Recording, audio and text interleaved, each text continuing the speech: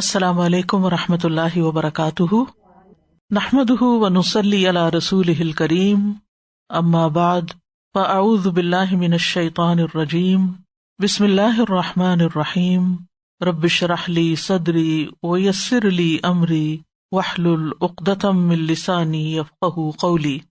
ولا تنكحوا ما نكح آباؤكم من النساء إلا ما قد سلف إنه كان فاحشة ومقتا وساء سبيلا۔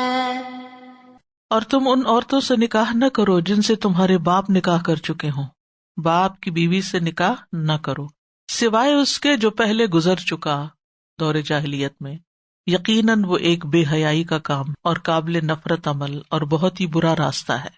یہاں پر اب محرمات کا ذکر شروع ہو رہا ہے کہ کن عورتوں سے شادی نہیں ہو سکتی۔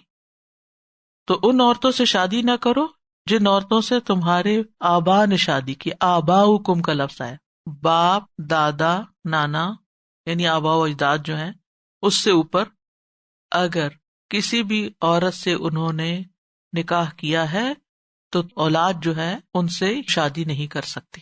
یعنی بعض اوقات ایسا ہوتا ہے نا کہ مثلاً باپ نے ایک عورت سے نکاح کیا پھر اس کو طلاق دے دی، اب بیٹا جوان ہوا، اب وہ چاہتا ہے کہ باپ کی متعلقہ سے شادی کر لے، ایسا نہیں کیا جا سکتا۔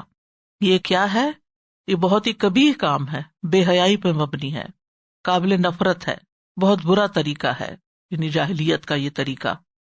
وَلَا تَنكِحُوا مَا نَكَحَ آبَاؤُكُم مِّنَ النِّسَاءِ إِلَّا مَا قَدْ سَلَفَ، مگر جو پہلے ہو چکا سو ہو چکا، کیونکہ دور جاہلیت کے کچھ آثار تو دور رسالت میں بھی موجود تھے نا۔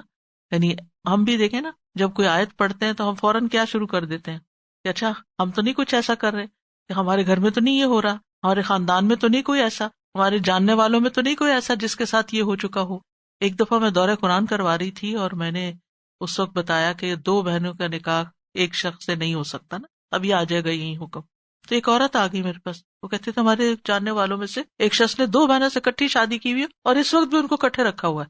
لا حول ولا قوت الا باللہ۔ ایک اسلامی ملک میں ایک مسلمان شخص قرآن کے حکم کی صریح خلاف ورزی کر رہا ہے، لا علمی ہوگی یا کسی نے روکا ہی نہیں، یا پھر دھونس دھاندلی کہ ہم جو چاہیں کریں، ہمیں کون ہے روکنے والا، اللہ عالم کیا وجہ ہوگی۔ لیکن یہ کہ معاشرے کے اندر ایسی مثالیں ہوتی ہیں تو پھر لوگ پریشان ہو جاتے ہیں، یہ غلطی تو ہم نے کی تھی، اب کیا ہو؟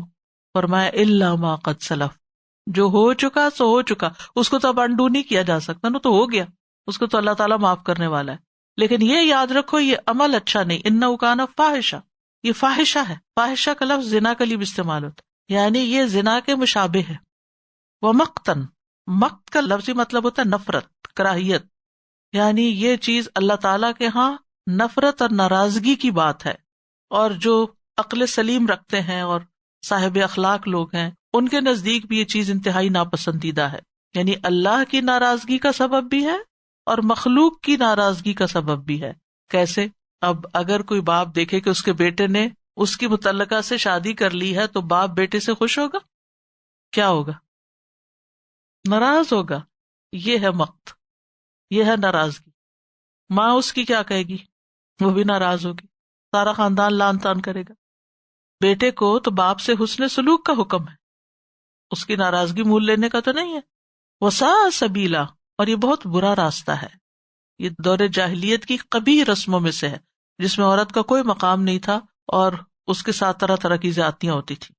تو اللہ سبحانہ تعالیٰ نے باپ کی منکوحہ سے نکاح کو حرام قرار دے دیا، اور اس پر سب کا اجماع ہے۔ اور اس کی سزا کیا ہے؟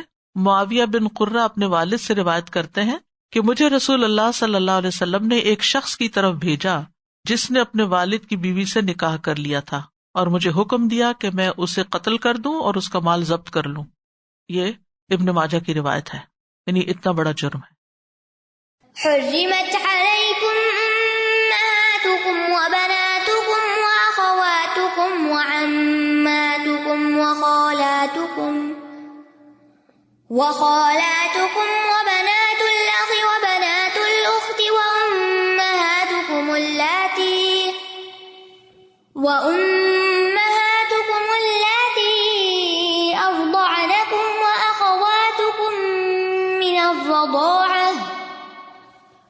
وأمهات نسائكم وربائبكم اللاتي في حجوركم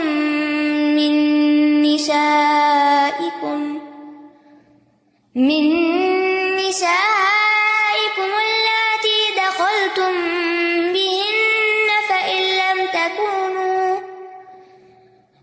لم تكونوا دخلتم بهن فلا جناح عليكم وحلائل أبنائكم الذين من أصلابكم وأن تجمعوا بين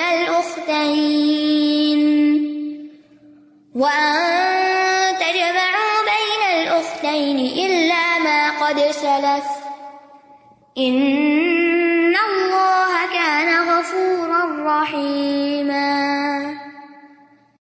تم پر نکاح کے لیے حرام کر دی گئی تمہاری مائیں اور تمہاری بیٹیاں اور تمہاری بہنیں اور تمہاری پھپھیاں اور تمہاری خالائیں اور تمہارے بھائیوں کی بیٹیاں اور تمہاری بہنوں کی بیٹیاں اور تمہاری وہ مائیں جنہوں نے تمہیں دودھ پلایا ہو اور تمہاری رضائی بہنیں اور تمہاری بیویوں کی مائیں اور تمہاری وہ بیٹیاں جو تمہارے زیر پرورش ہیں، تمہاری ان بیویوں میں سے جن سے تم دخول کر چکے ہو۔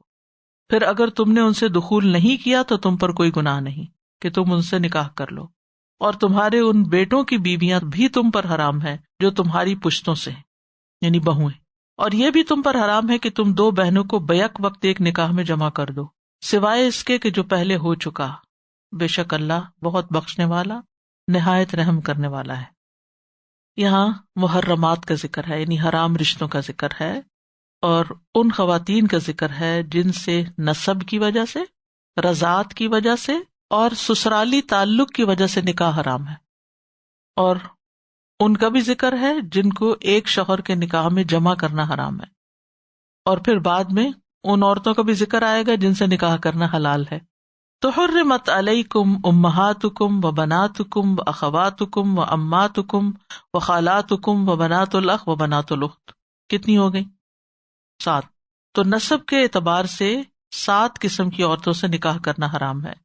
سب سے پہلے ماں، اس حکم میں ہر وہ عورت شامل ہے جس نے جنم دیا ہے، چاہے یہ سلسلہ کتنا اوپر چلا جائے، ماں، ماں کی ماں، اور اسی طرح اس سے اوپر۔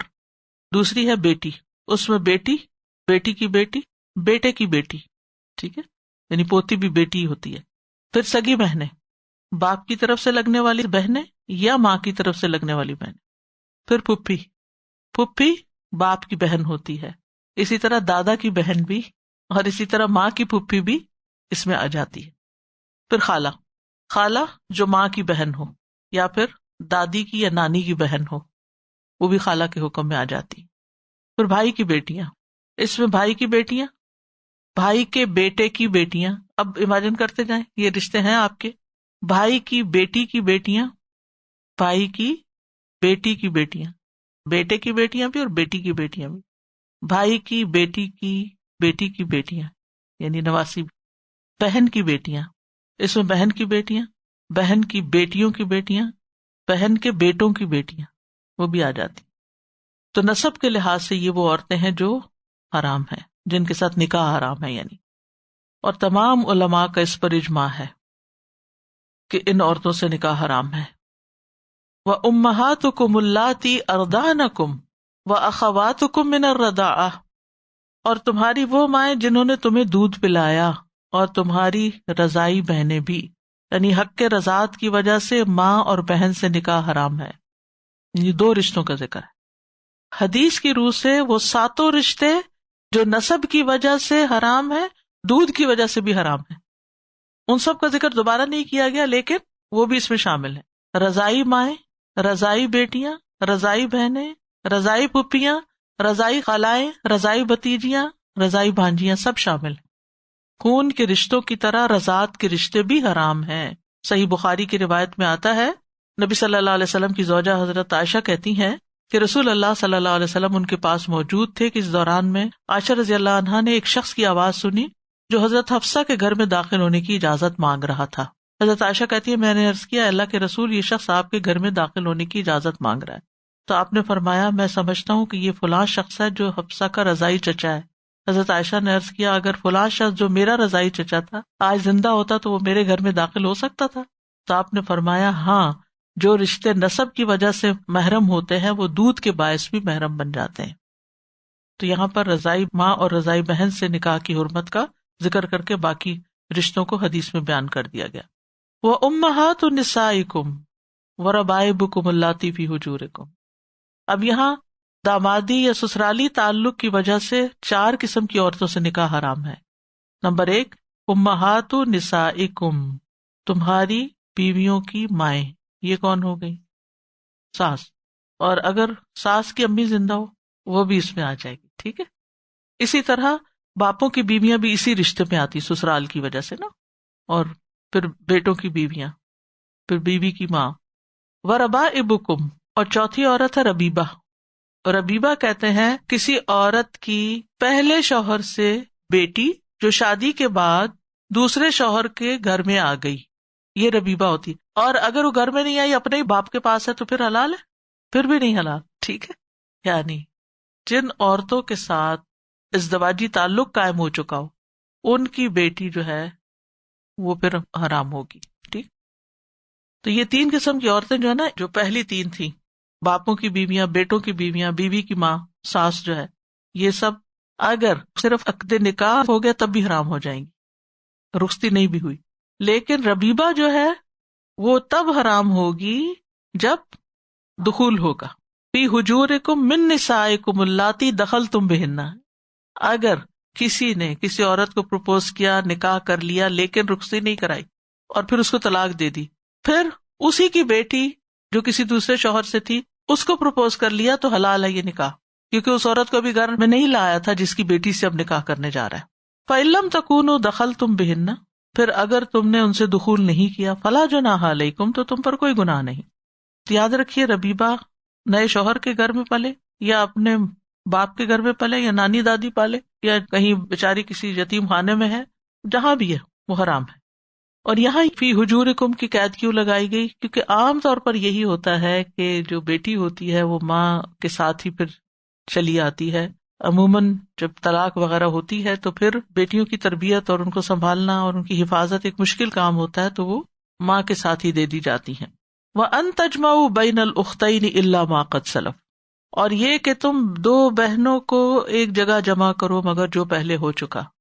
یہاں پر 2 بہنوں کو ایک نکاح میں جمع کرنے کی حرمت کا ذکر ہے، کیونکہ یہ رشتہ داری کو توڑنے کا سبب بنتا ہے، قطع رحمی ہوتی ہے اس میں، کیونکہ یہ رشتہ ایسا ہے سوکن کا کہ جس کے ساتھ جتنی بھی بھلائی کر لی جائے کچھ نہ کچھ مشکل رہتی ہے۔ تو پھر اگر اپنی بہن ہو اور پھر بول چال بند ہو یا آنا جانا بند ہو تو پھر وہ قطع رحمی میں آ جائے گا۔ حدیث کی روح سے خالہ اور بھانجی اور پھپھی بھتیجی کو بھی جمع کرنے کی حرمت ہے، ان کو بھی نہیں کر سکتے، یعنی کوئی عورت اس کی پھپھی پر نکاح نہ کی جائے گی۔ حدیث میں آتا ہے نبی صلی اللہ علیہ وسلم نے فرمایا، سنن نبی داؤد کی روایت ہے، کوئی عورت اس کی پھپھی پر نکاح نہ کی جائے اور نہ ہی پھپھی اس کی بھتیجی پر، اور نہ ہی کوئی عورت اس کی خالہ پر اور نہ خالہ اس کی بھانجی پر نہ نکاح کی جائے، بڑی چھوٹی پر نہ چھوٹی بڑی پر۔ یعنی اگر خالہ کی پہلے شادی ہوئی تھی تو بھانجی نہیں آئے گی، اگر بھانجی کی پہلے ہوئی تھی تو خالہ نہیں آئے گی وہاں۔ ان اللہ کان غفور الرحیم، بے شک اللہ غفور الرحیم ہے، بہت بخشنے والا ہے، بندوں کے گناہوں کو ڈھانپ دیتا ہے، غفور ڈھانپ دیتا ہے، ان سے تجاوز کرتا ہے، بخش دیتا ہے۔ اور اس بخشش میں یہ بھی ہے کہ جو پہلے ہو چکا ان پر اللہ تعالیٰ مواخذہ نہیں کرے گا، کیونکہ اس وقت ابھی حکم نہیں آیا تھا۔ اور رحیمہ بھی ہے، بہت رحم فرمانے والا بھی ہے، اس نے یہ احکامات اس لیے نہیں دیے ہمیں کہ ہم کسی مشکل میں پڑ جائیں۔ سبحانک اللہم و بحمدک، اشہد ان لا الہ الا انت، استغفرک و اتوب الیک۔ السلام علیکم و رحمۃ اللہ وبرکاتہ۔